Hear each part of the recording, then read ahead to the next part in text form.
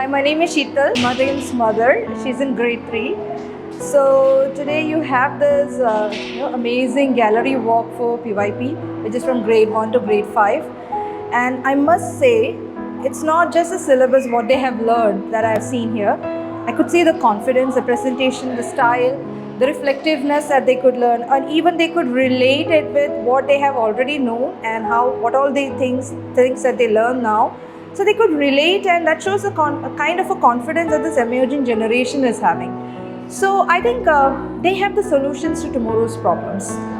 As a representative of today's generation, I feel very proud of seeing these children evolving out from this greatest or the treasured syllabus of IB and plus Cochin International. I must say, the way they have inculcated this teaching spirit or the learning spirit inside of children, and more importantly, that learning environment provided to the students, it's like a par ahead. They have set a benchmark now.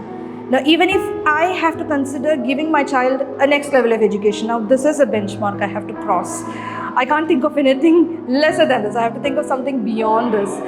So that's what. So today, say I didn't just go to grade 3. I went to all the grades. Now I have yet to visit grade 1 and grade 2 actually.